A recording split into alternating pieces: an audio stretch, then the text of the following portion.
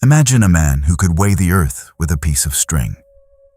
A man who looked at the vast, chaotic clockwork of the universe and for the first time in human history, understood its rules. Isaac Newton didn't just study gravity.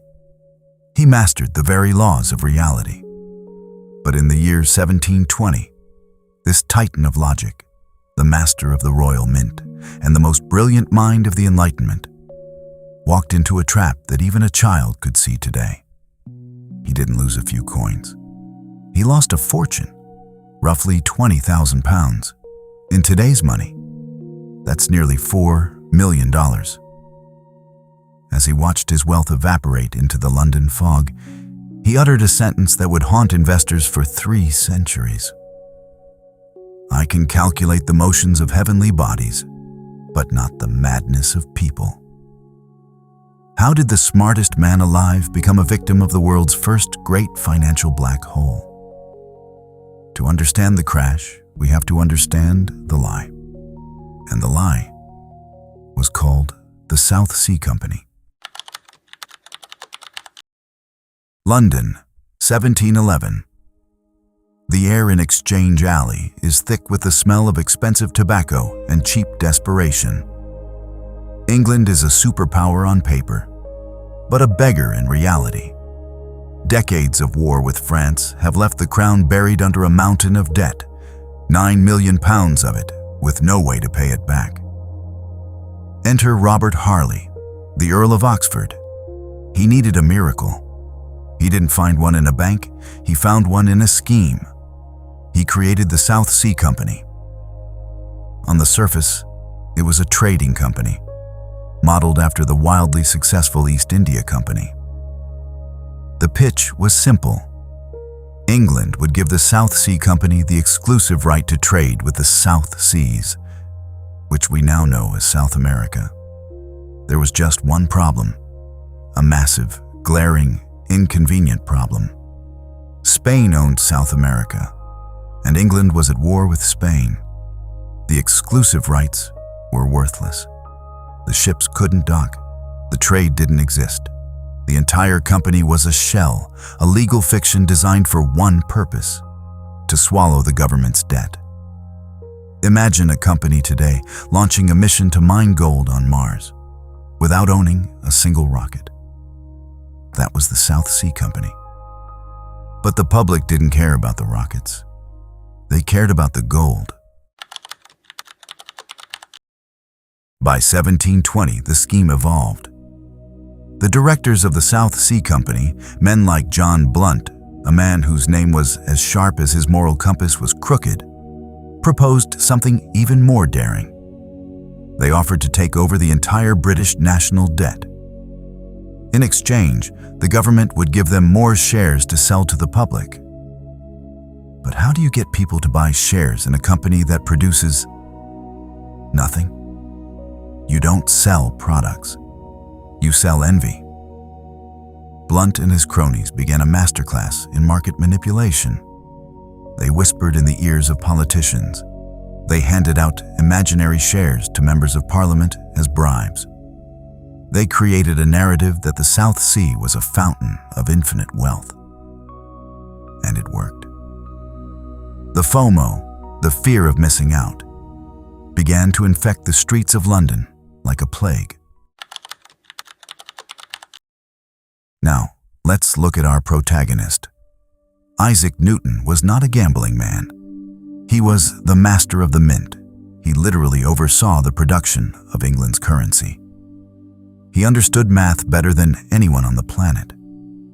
Early in 1720, Newton watched the South Sea stock begin its ascent. It climbed from £128 in January to £175 in February. Newton, being a man of calculation, saw the profit. He bought in.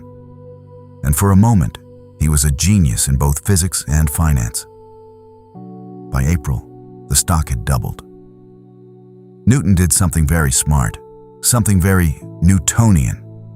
He sold. He walked away with a 100% profit, roughly £7,000. He had beaten the market. He had proven his logic was superior. But as he sat in his study, counting his gold, he made the mistake that ruins every investor. He kept watching. Newton was out. He was safe. But while he was sitting on the sidelines, his friends, men much dumber than him, were becoming millionaires overnight. The stock wasn't stopping. It was defying gravity. And Isaac Newton, the man who discovered gravity, was about to forget everything he knew about it. By the summer of 1720, London hadn't just lost its mind, it had lost its soul to the ticker tape.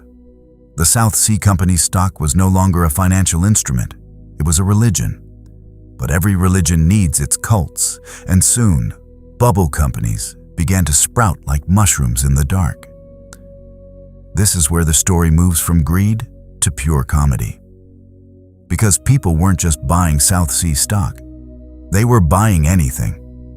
There were companies launched to transform silver from lead, companies to import jackasses from Spain, and most famously, a company for carrying on an undertaking of great advantage, but nobody to know what it is.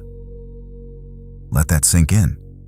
People lined up to hand over their life savings to a man who literally told them, "I won't tell you what this business does." He raised £2,000 in a single morning and disappeared by lunchtime. This wasn't investing, this was a fever. And in the center of the ward, the smartest man in England was watching his friends become South Sea millionaires. Newton had been out of the market since April. He had his £7,000 profit. He was safe. But logic is a fragile shield against the social pressure of seeing a lesser man get rich. Newton's friends, his colleagues at the Royal Society, even his own niece, Catherine Barton, were all riding the wave to incredible heights. In June 1720, South Sea stock hit £800. In July, it touched £1,000.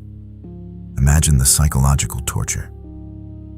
Every day, Newton, the man who understood the universe, had to listen to fools talk about their skyrocketing wealth. He began to doubt his own genius. He thought, perhaps I calculated the orbit of the moon correctly, but I miscalculated the height of human prosperity. Driven by a toxic cocktail of regret and greed, Isaac Newton did the unthinkable. He didn't just go back in, he went all in. He bought back into the South Sea Company at the very top, near £1,000 per share. He used his original profit, his savings, and even leveraged his estate. He bought when the air was thinnest, at the very peak of the mountain, convinced that the laws of physics didn't apply to the London Stock Exchange. The directors of the South Sea Company were many things, but they weren't stupid. They knew their gold mines in South America didn't exist. They realized that for their stock to keep going up, they had to kill the competition. They lobbied Parliament to pass the Bubble Act in June 1720. This law effectively banned any company that didn't have a royal charter.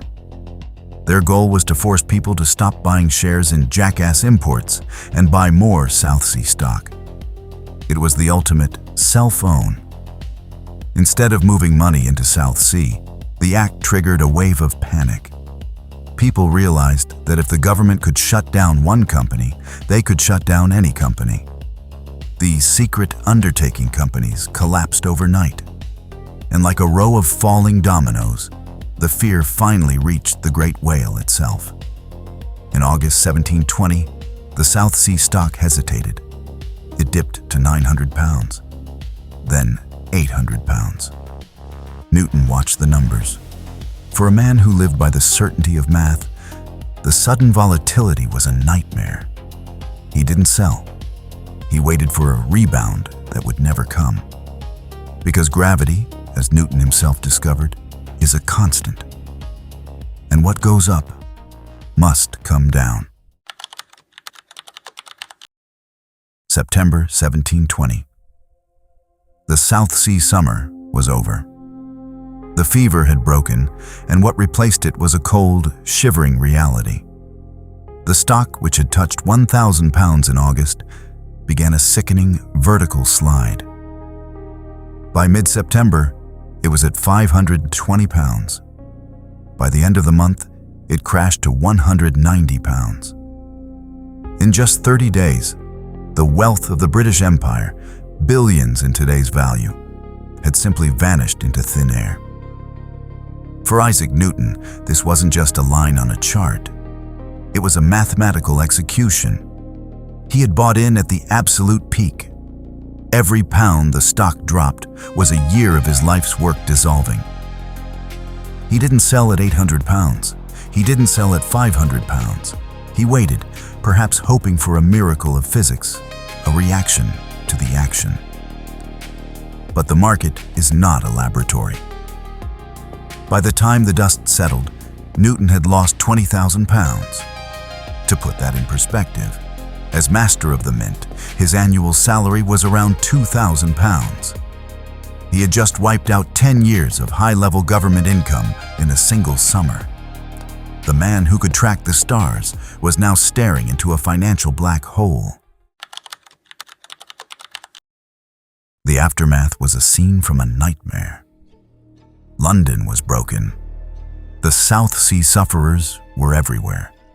Members of Parliament were dragged through the streets. Some were even locked in the Tower of London. There were reports of noblemen committing suicide, and thousands of middle-class families were cast into the workhouses. The South Sea bubble hadn't just taken money. It had destroyed the very concept of trust. And Newton, he did something fascinating. He went into a state of intellectual exile. He was a proud man, a man whose entire identity was built on being right. To be so catastrophically, publicly wrong was a humiliation he couldn't bear. He famously forbade anyone in his presence to ever mention the words South Sea. It became the Voldemort of his life, the thing that must not be named. He burned his records. He tried to erase the variables of his failure from the equation of his legacy. But history has a longer memory than Isaac Newton. Why did it happen? Why did a man with an IQ estimated at 190 fail where a common street merchant might have survived? The answer lies in the difference between complexity and humanity. Newton's mind was built for systems with fixed rules. Gravity doesn't change because it's having a bad day. Light doesn't bend because of FOMO. But the stock market is not a system of numbers. It is a system of nervous systems. He failed because he applied logic to a situation driven by biological impulse. He looked at the South Sea Company and saw a formula, while everyone else saw a lottery ticket. He waited until the proof of the stock's success was undeniable. But in investing, by the time the proof is undeniable, the opportunity is already dead. We look back at 1720 and laugh at the people buying shares in jackass imports. But are we really any different? When we see a celebrity-backed crypto coin mooning, or a tech stock trading at 500 times its earnings, or a housing market that never goes down. We are all Isaac Newton in the summer of 1720. We are all geniuses until the music stops. Isaac Newton died in 1727, one of the most respected men in history. But buried under the Principia and the laws of motion was the silent scar of the South Sea. His story is a reminder that the most dangerous thing you can bring to a market is a high IQ and a low control over your emotions. If you found this deep dive into the darker side of genius valuable, hit the subscribe button. We're on a mission to uncover the stories where history, psychology, and money collide. What's your South Sea story? Have you ever let FOMO override your logic? Let's discuss it in the comments below. I promise we won't tell Sir Isaac.